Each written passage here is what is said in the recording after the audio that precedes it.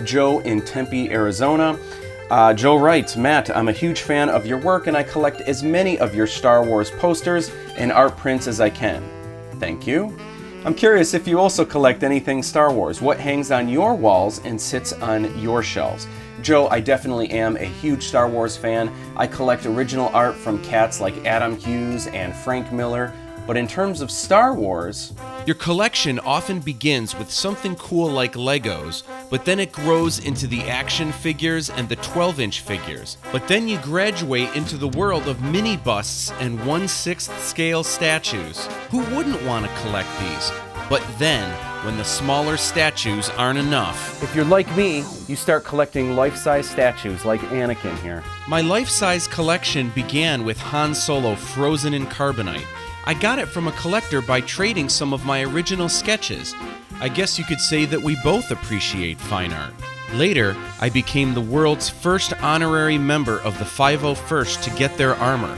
So when it's not standing on a mannequin in my office, it means I'm running around the house with blaster in hand. In the live room of the recording studio, a life-size Plo Koon rocks out on the keyboards. But if you're gonna have any Jedi, it's gotta be Yoda, right? Here Yoda keeps me company while I draw, and he gives me ancient wisdom and advice on my visual compositions. Also in my art studio, Watto hangs out and keeps inventory of my art supplies. Darth Maul guards my office, and he even has a floating Sith probe droid here. Of course, if you're gonna have a Sith Lord, it might as well be Darth Vader. Darth Vader actually has a button back here so I can make him breathe. And right now Darth Vader is standing in the sauna shower because I don't have room to put him anywhere else at the moment. As soon as we finish construction on the library, Darth Vader will probably end up there. Hanging out in the bar is E.T. E.T.? Now, I know what you're thinking. E.T. isn't from Star Wars, but if you look closely at the Galactic Senate in Episode 1, you will in fact see a group of E.T.s representing their planet. Now, E.T. is cute and cuddly, but when I was a kid, it was R2-D2 that reigned supreme.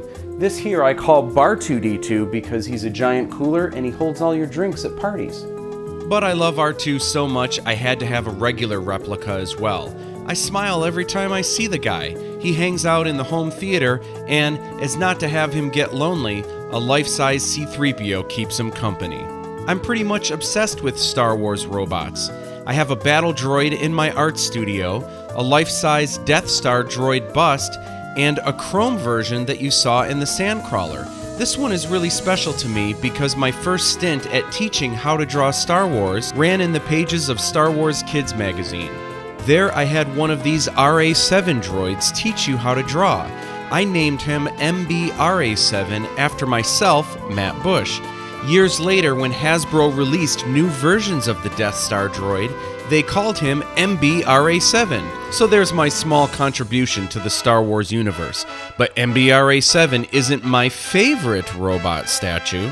Alright, come here and check out IG-88's pressure chamber. Everyone's favorite assassin droid bounty hunter, IG-88, stands over 7 feet tall. He deserves his own room, complete with lights, smoke machine, and airlock door. I work hard so I can reward myself with giant toys, but it's also important to point out that this career and life in general isn't about the material items you collect.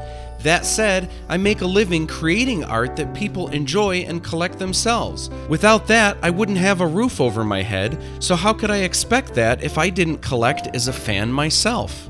What's more, it was Pablo Picasso who once said, "The child is the true artist. The trick is how one remains a child when they grow up." I firmly believe that. Children have this amazing sense of wonderment with the world and are excited and inspired by all that's around them. I always encourage my students to do everything in their power to retain that childlike fascination. So if collecting life-size statues makes you feel like a kid, more power to you, right, IG-88? What? How can I have IG but not that other bounty hunter? Alright, if you must know, I've got Boba Fett too. He hangs out in my vintage arcade, but that's another episode.